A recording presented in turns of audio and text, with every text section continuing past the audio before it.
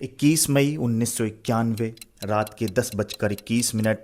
पूरा देश सो रहा था, लेकिन तमिलनाडु के एक छोटे से मैदान में भारत ने अपना एक चमकता सितारा खो दिया। रात के लगभग 10 बजे का समय था।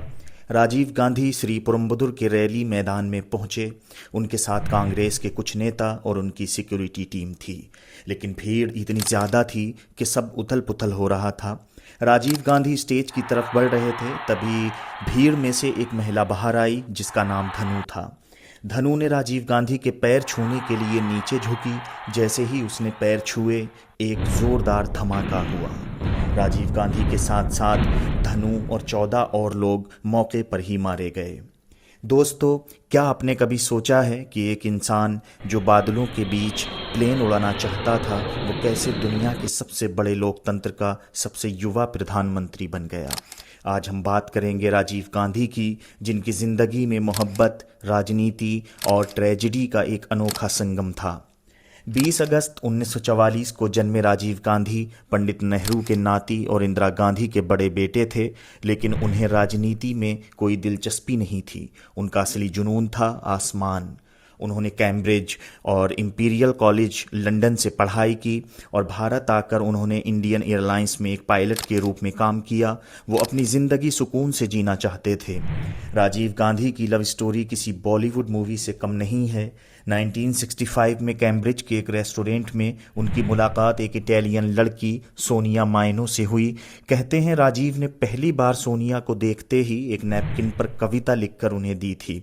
शुरुआत में इंदिरा गांधी थोड़ा हिचकिचाईं, लेकिन राजीव के प्यार के आगे सब मान गए। 1968 में दोनों की शादी हुई और उनके 2 बच्चे हुए, राहुल और प्रियंका। राजीव की ज़िंदगी में बड़ा मोड़ तब आया जब 1980 में उनके छोटे भाई संजय गांधी की एक प्लेन क्रैश में मौत हो गई। मां इंदिरा गांधी का साथ देने के लिए उन्हें मजबूरन राजनीति में आना पड़ा। 31 अक्टूबर 1984 को इंदिरा गांधी की हत्या कर दी गई। उसी दिन 40 साल की उम्र में राजीव गांधी भारत के सबसे युवा प्रधानमंत्री बने। राजीव गांधी की राजनीति में एंट्री कोई सोची समझी प्लानिंग नहीं, बल्कि हालात का एक ऐसा मोड़ था जिसने उनकी पूरी ज़िंदगी बदल दी।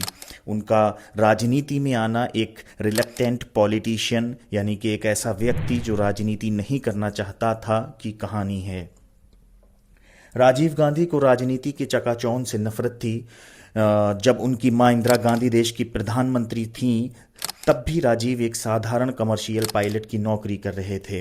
वो अपना फ्री टाइम अपने दोस्तों के साथ बिताते, गैजेट्स ठीक करते और फोटोग्राफी करते थे। उनका मानना था कि उनके छोटे भाई संजय गांधी राजनीति के लिए बने हैं और वही अपनी मां का साथ देंगे।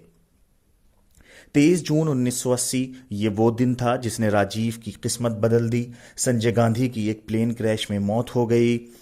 संजय इंदिरा गांधी के न सिर्फ बेटे थे, बल्कि उनके राजनीतिक वारिस भी थे।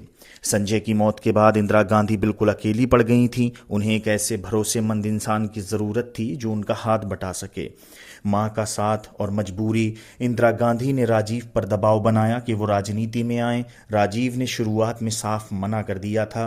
सोनिया गांधी भी बिल्कुल नहीं चाहती थी कि राजीव राजनीति में आए। उन्हें डर था कि राजनीति उनके परिवार को ख़त्म कर देगी, जो कि बाद में सच भी साबित हुआ।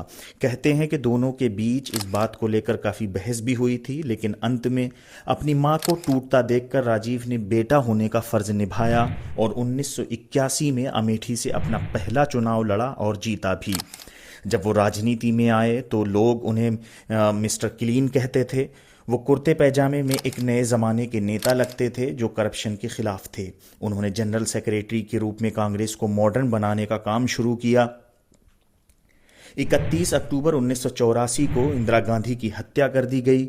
उस वक्त देश में दंगे भड़क रहे थे और माहौल बहुत ज़्यादा ख़राब था। उसी शाम बिना किसी तैयारी के राजीव गांधी को प्रधानमंत्री पद की शपथ दिलाई गई। 40 साल की उम्र में वो भारत के सबसे युवा पीएम बने। उसके बाद 1984 के चुनाव में उन्होंने रिकॉर्ड तोड़ 400 प्लस सीट्स जीती, जो आज तक एक रिकॉर्ड है। राजीव गांधी ने कभी सत्ता या पावर नहीं मांगी थी, बल्कि सत्ता ने उन्हें चुना था। दोस्तों, एक इंसान जो जहाज उड़ाना चाहता था, उसे पूरे देश की कमान संभालनी पड़ी।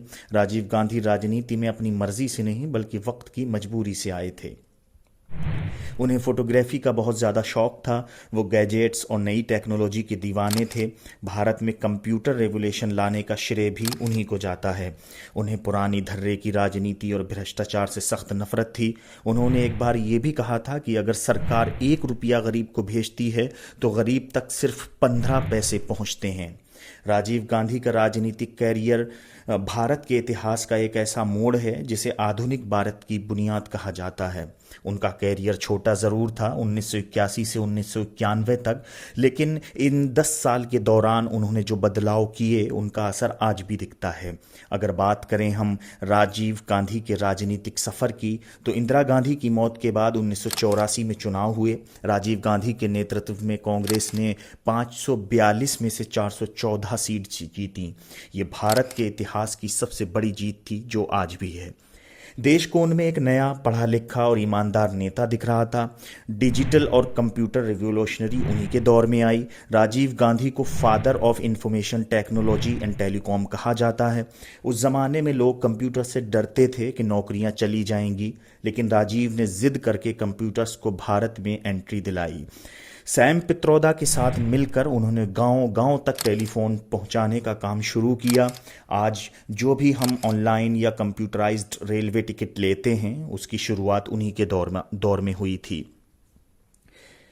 उनका मानना था कि देश का भविष्य युवाओं के हाथ में है। उन्होंने वोटिंग की उम्र 21 साल से घटाकर 18 साल की, ताकि नौजवान राजनीति में हिस्सा ले सकें। उन्होंने नवोदया विद्यालय की स्थापना की ताकि गांव के गरीब और होशियार बच्चों को शहर जैसी मुफ्त और अच्छी शिक्षा मिल सके। राजीव गांधी ने देश के अंदर चल रहे पुराने विवादों को सुलझाने की भी कोशिश की, जैसे असम में चल रहे आंदोलन को ख़त्म करने के लिए समझौता किया। मिज़ोरम में शांति बहाली के लिए उग्रवादियों से बात की और उन्होंने लोकतंत्र का हिस्सा बनाया। पंजाब में भी आतंकवाद को ख़त्म करने के लिए उन्होंने लोंगोवाल अकॉर्ड साइन किया। हर करियर में चुनौती होती है और राजीव गांधी के साथ कुछ बड़े विवाद जुड़े जो उनकी हार का कारण बने। Bofors scam 1987, Swedish gun Bofors की खरीद में रिश्वत लेने के आरोप लगे। इसने उनकी मिस्टर क्लीन वाली इमेज को धक्का पहुंचाया और 1989 में वो चुनाव हार गए। और एक और तलाकशुदा महिला शाहबानू, जिनका नाम था, को लेकर सुप्रीम कोर्ट ने गुजारा भत्ता का फैसला दिया था, लेकिन राजीव सरकार ने कट्टरपंथियों के दबाव में आकर कानून बदल दिया, जिसकी काफ़ी आलोचना हुई। कहते हैं कि शाहबानो केस से नाराज़ हिंदुओं को मनाने के लिए उन्होंने 1986 में अयोध्या में राम जन्मभूमि राम मंदिर के ताले खुलवाए, जहां से मंदिर और मस्जिद विवाद ने एक नया मोड़ लिया। श्रीलंका में शांति सेना भेजना उनकी विदेश नीति की सबसे बड़ी चूक मानी गई, जिसकी वजह से उन्हें अपनी जान तक गंवानी पड़ी। श्रीलंका में LTTE के खिलाफ पीस कीपिंग फोर्स भेजना उनका एक बड़ा फैसला था, जो बाद में उनके लिए खतरनाक साबित हुआ। 21 मई 1991 तमिलनाडु का श्रीपेरुम्बदूर, राजीव गांधी एक चुनावी रैली में थे। तभी LTTE की एक सुसाइड बॉम्बर, जिसका नाम धनु था, उनके पास आई, पैर छुए और एक धमाका हुआ। राजीव गांधी की मौत ने पूरे देश को हिलाकर रख दिया। राजीव गांधी की मौत भारत की राजनीति का सबसे दर्दनाक और वेल प्लान्ड पन्ना है। इस हत्या के पीछे LTTE यानी लाइब्रेशन टाइगर्स ऑफ तमिल ईलाम का हाथ था, जिसका मुख्य वजह ये था, 1987 में राजीव गांधी ने श्रीलंका के सिविल वॉर को रोकने के लिए वहां इंडियन पीस कीपिंग फोर्स यानी कि IPKF भेजी थी। इस दौरान IPKF और LTTE के बीच भयानक जंग हुई थी। LTTE राजीव गांधी से नाराज़ था और उन्हें अपना दुश्मन मानता था। उन्हें डर था कि अगर राजीव दोबारा PM बन गए तो वो LTTE को पूरी तरह ख़त्म कर देंगे। 21 मई का दिन राजीव गांधी के लिए बहुत थका देने वाला था। वो चुनाव प्रचार के लिए निकले थे। राजीव गांधी उड़ीसा और आंध्र प्रदेश में रैलीज कर रहे थे। वो चेन्नई मद्रास पहुंचे। वहां से उन्हें श्रीपेरुम्बदूर जाना था, जो कि चेन्नई से लगभग 50 किलोमीटर दूर है। राजीव गांधी उस दिन बहुत खुश और एनर्जेटिक लग रहे थे। वो लोगों से मिल रहे थे, हाथ मिला रहे थे और सिक्योरिटी गार्ड्स को बार बार बोल रहे थे कि लोगों को उनके पास आने दिया जाए। रात के लगभग 10 बजे का समय था। राजीव गांधी श्रीपेरुम्बदूर की रैली मैदान में पहुंचे। उनके साथ कांग्रेस के कुछ नेता और उनकी सिक्योरिटी टीम थी, लेकिन भीड़ इतनी ज़्यादा थी कि सब उथल पुथल हो रहा था। जब राजीव गांधी स्टेज की तरफ बढ़ रहे थे तभी भीड़ में से एक महिला बाहर आई जिसका नाम धनु था। धनु ने राजीव गांधी के पैर छूने के लिए नीचे झुकी। जैसे ही उसने पैर छुए उसने अपनी कमर पर बंधे आरडीएक्स से भरे सुसाइड वेस्ट का बटन दबा दिया। फिर एक जोरदार धमाका हुआ। इस धमाके के साथ राजीव गांधी के साथ साथ धनु और 14 लोग और मौके पर ही मारे गए। और दोस्तों, धमाका इतना भयानक था कि राजीव गांधी की पहचान उनके लोटो शूज़ और उनकी रिस्ट वॉच से हुई। राजीव गांधी की लाश कई टुकड़ों में पड़ी हुई मिली। राजीव गांधी की मौत का एक बड़ा कारण उनकी सिक्योरिटी में हुई लापरवाही भी थी। उन्हें Z+ सिक्योरिटी मिली हुई थी, लेकिन कैंपेन के दौरान वो लोगों के बहुत करीब चले जाते थे। घटना से कुछ पहले कई इंटेलिजेंस रिपोर्ट्स आई थी कि LTT उन पर हमला कर रही है, हमला कर सकती है, उन पर नज़र रख रही है। लेकिन उस रात चेकिंग में बड़ी चूक हुई और धनु बॉम्ब के साथ उनके इतने करीब पहुंच गई कि उनकी हत्या हो गई। रात के 10:21 पूरा देश सो रहा था, लेकिन तमिलनाडु के एक छोटे से मैदान में भारत ने अपना एक चमकता सितारा खो दिया। क्या आप जानते हैं दोस्तों कि राजीव गांधी ने उस दिन बुलेट प्रूफ वेस्ट नहीं पहनी थी, क्योंकि उन्हें लगा था कि वो अपने ही लोगों के बीच में सुरक्षित हैं। लेकिन सोनिया गांधी को जब ये खबर मिली तो उनकी दुनिया उजड़ गई। राजीव हमेशा उनसे कहते थे कि मैं एक पायलट हूँ, मुझे खतरों से डर नहीं लगता। राजीव गांधी का कैरियर दोस्तों एक ऐसे नेता का था जो भारत को सीधा 21वीं सदी में ले जाना चाहता था। उन्होंने गलतियां भी की, लेकिन उनके लिए देश पहले था।